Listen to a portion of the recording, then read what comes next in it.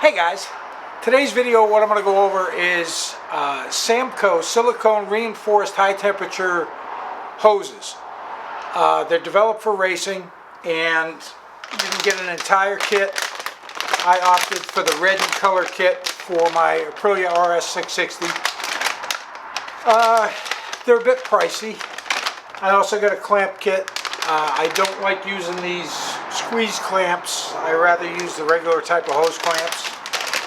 And that's what we're going to be doing today.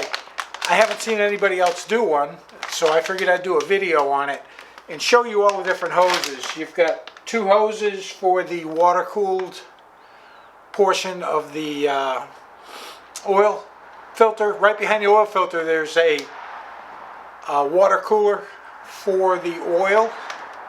So you got those two hoses, your main radiator hoses, and then there's another long hose on the other side. I'll get all of that with the GoPro. But these hoses are really nice. And I've got a relatively decent day here. It's going to be probably 50 degrees out, so I got the garage opened up. I don't need to run my heaters today. I know some of you are saying 50 degrees, what is it, crazy? Well, it's New England. We're a hardy bunch and we can deal with it. But I'm going to open this up and just kind of give you a quick glimpse at some of the hoses. These are all preformed and they basically replace your stock radiator hoses and lines. I don't know if I can get the bag open, which is proving to be a little bit more difficult than I thought. So we're just going to cut it. There we go. Dump them all out here on the floor, and I'll show you a couple of these hoses.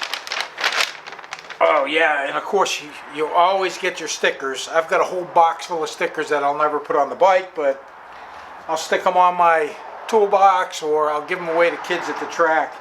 So you've got your main radiator hoses. These are silicone.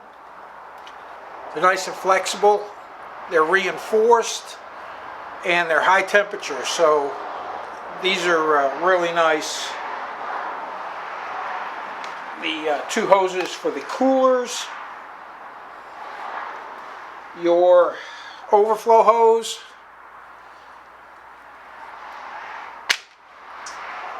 you got two of those, one to go to the can and one to go to the belly pan. And then the long hose for the right side that goes around the side and up into the back of the motor. So I'm going to get all of that on GoPro as we go, and as I replace each hose I'll get a little bit of video of it. And I am going to remove the radiator. I've already got it loosened up. I just need to get these hoses off and then I can let the radiator go forward. That'll give me access to the two hoses underneath. One here. I'll have to remove my rectifier to get to the hose behind it, but that's just one bolt and not a big deal.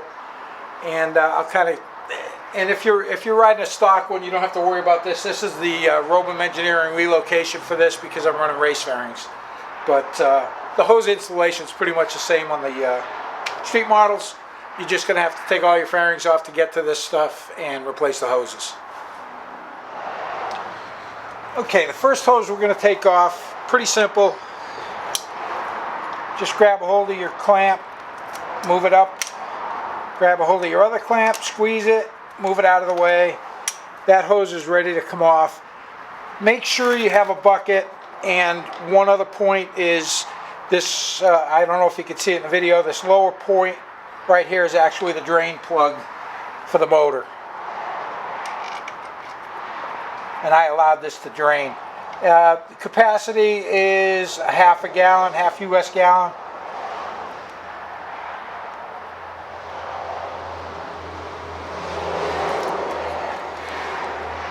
And I've got some other stuff tucked up in here that's probably going to be in the way. I should have waited. This is actually my keyless ignition piece. Tuck that up there for now. And we should be able to get to this clamp easy enough here. with a pair of pliers. And these are the two main radiator hoses. Give it a squeeze, move it down, and get it off of the spout. Same here. This one's going to be a little more difficult because there's a bracket here, and I want to make sure I get it underneath the bracket.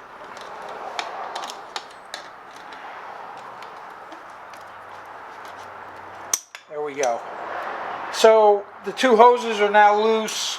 You're probably going to get a little bit of spillage.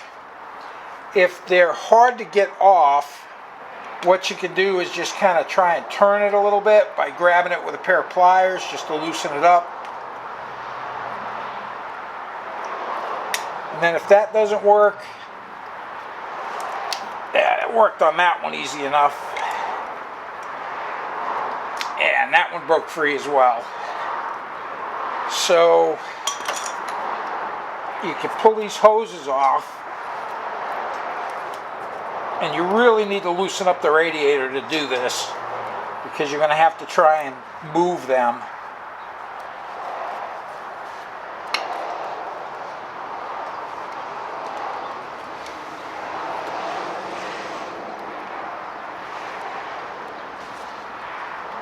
And it is still pretty cold out here, so this stuff's not real pliable.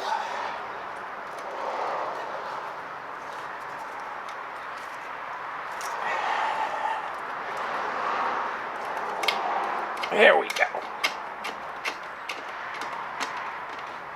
And you're probably going to have a little bit of spillage.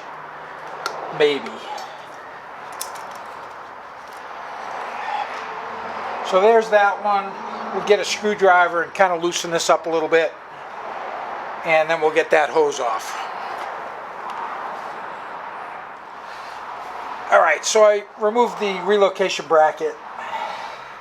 And of course, because I've got a bucket of antifreeze here, I'm going to drop the washer in it. That just goes without saying. So here's the other top hose. We got to loosen that up. Like I said, a screwdriver works really well just to get it loosened up.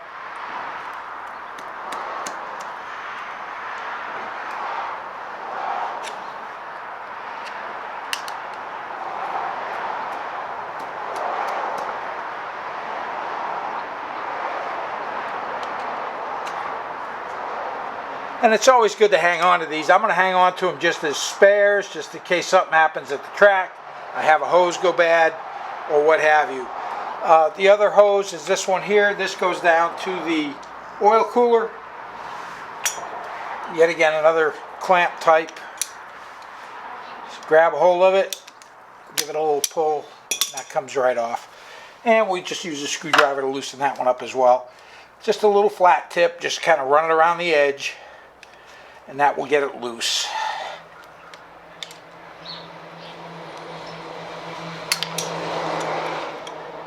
And you can also grab it with a pair of pliers, give it a twist. So there's that hose is off. Open the pliers up a little bit more, and the top hose is off. Now we did get a little bit of spillage, as I expected.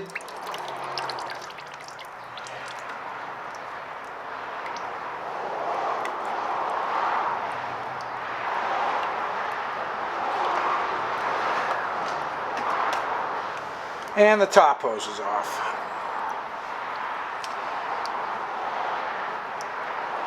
So now with the radiator kind of loose, and I don't know if you can see this, I might have to adjust the camera just a little bit.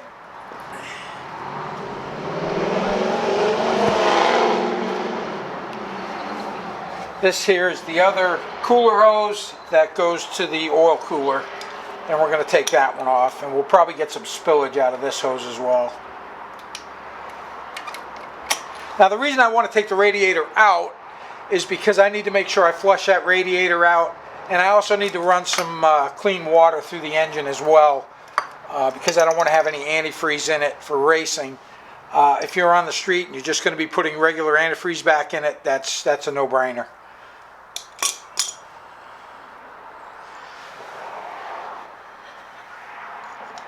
So we'll get this other hose loosened up. That was very easy, that came loose.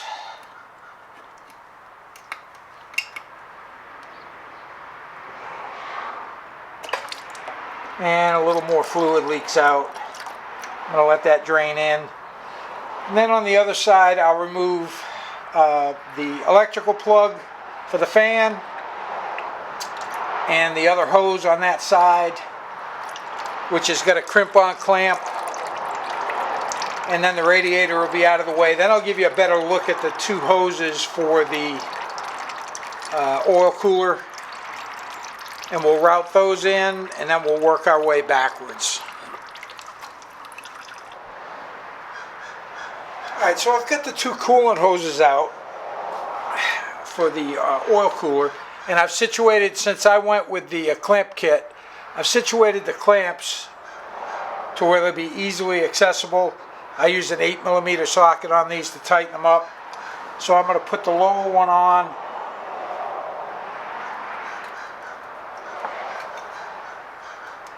Lower connection on first.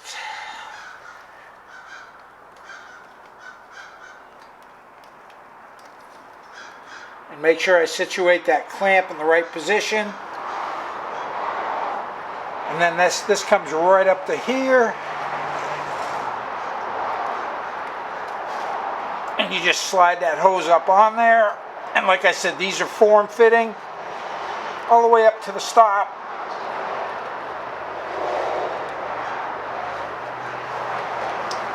And then we just loosen up the clamp a little bit, move it up over the nipple, and tighten it up a little bit. Actually, that's going to be smaller than 8. Just use a flat tip, slide it up, and you don't have to gorilla torque these. You just tighten them down till you can see a little bit of squish on the rubber, and that's good. And same with the lower connection, which I'll get a GoPro and I'll get in there and get you a better picture of it.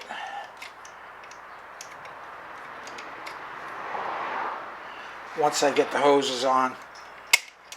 You slide it down over the bulge where the nipple is, situate the clamp to where it's easy to get at, and then go ahead and tighten it up. And again, you don't have to put mega cranking torque on these clamps. You only need them tight enough to where it starts to bulge the rubber just a hair, and that they're not going to come loose. So there's the first one. That one actually has a little clamp with a wire standoff on it. So I'll go ahead and reconnect that onto it.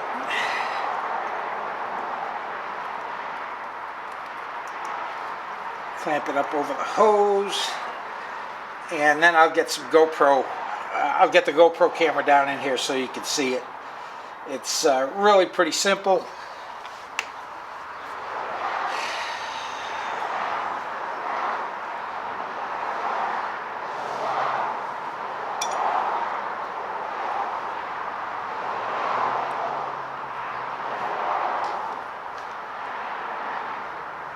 And the second hose actually comes up and connects into the bottom of the radiator. So we'll put the clamp on it, and we'll get the bottom done, and then I'll get you some GoPro on it. And we're continuing on. I'm putting on the main hoses, and it's a 7mm on the Samco clamp kit. And also, you can see here there's an index for this. And I'm just going to put this to where the nut's out of the way. And it's 7mm.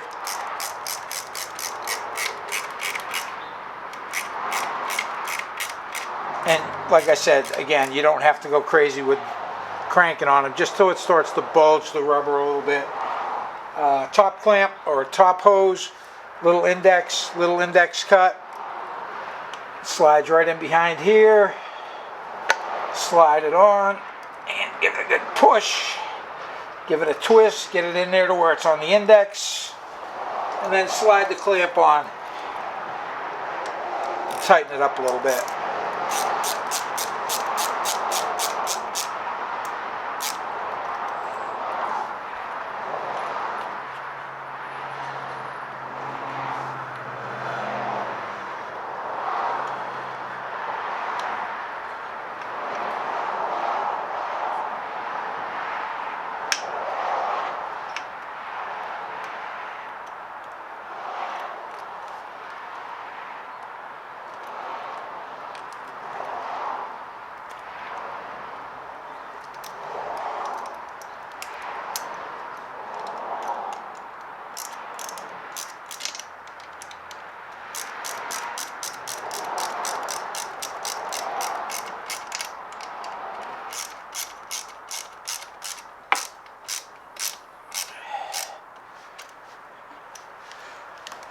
Okay, so the two main hoses are on, the two oil cooler hoses are on. I've got one more hose in the back that I've got to see where it goes up into the engine. And then I can put the radiator back in, and we'll talk about refilling it. Capacity's half a gallon, and I'm using the Evans track approved fluid in here, which is actually an antifreeze as well. It's good to minus 40 degrees. So when you're in the up north like here, where you don't have a heated garage to keep your race bikes in, much better than water and water wetter is the Evans, because you're not going to have to worry about everything freezing up on you over the winter.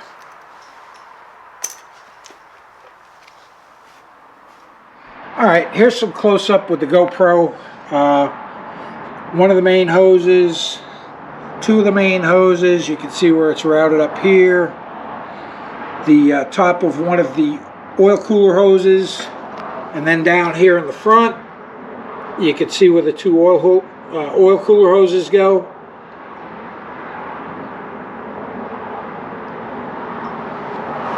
And I opted for the red just to stay with the red of the Aprilia colors. And I did opt for the stainless steel hose clamp kit as well. So definitely money well spent on these hoses. Okay, now that top hose on the other side, let me show you the real pain in the ass about that. This is the hose, goes up to the radiator, comes down on the right side of the bike and disappears. And it disappears because it plugs into the back of the head, the right side of the head. Well, what have we got taken off? Gas tank, air box, all of that good stuff, only because we need to get right down in there. And there's the hose, and it's got one of those little clamp-on clips which will pop right off easily. And then I've got to get in there, get the hose on it, get a clamp on it. I should be able to tighten it up from the other side, I hope. I'm not sure. It's not going to be easy. A really long screwdriver maybe from this side behind the it's not going to be fun. It's not going to be fun, but I'm going to get it done one way or another. I think a really long screwdriver from over here, flat tip, and I'll be able to reach in there. So I'll show you when I get it done.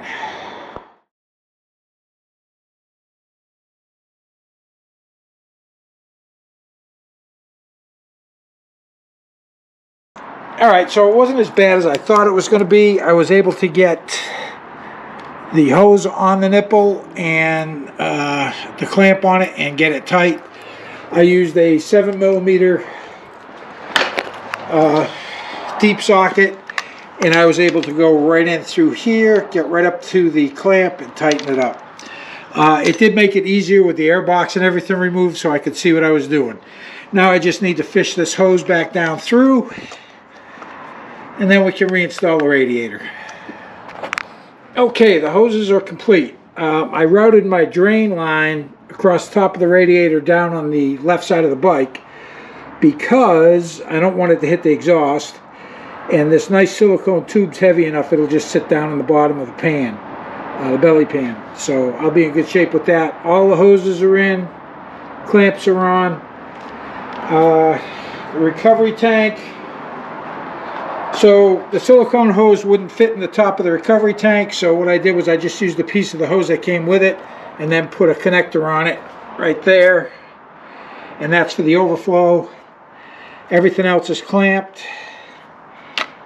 and in place. So now what we're going to do is go over filling it up, and just so you know, I did flush out the engine, I did flush out the radiator, because I can't have any glycol based stuff in there for racing. And I'm going to go over what I use. Alright, let's talk a little bit about coolants. Coolants and water wetter and everything else that's out there. Let me flip this around so I can make sure I'm in the picture. But what I use is Evans. It does have, it's the Power Sport waterless coolant. Boils at 375 and it protects the minus 40 degrees. It's approved by almost all major racing organizations. Great stuff. I'm going to fill up the radiator until it won't take anymore. Start the bike up, let it come up to temperature, add a little bit more. Once it starts flowing and the thermostat opens,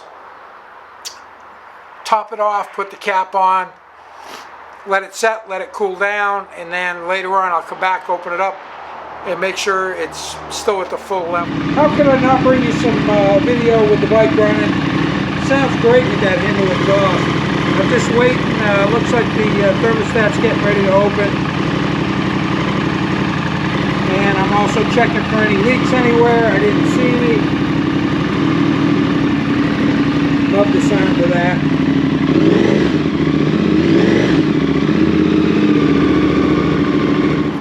So, yeah, this is something, I haven't seen anybody else do these yet, so I figured I'd do a video on it. I've got the Samco on my SV650. Like I said, they're racing performance type coolant hoses, reinforced silicone, high temperature, great stuff. Maybe even a little bit of weight savings.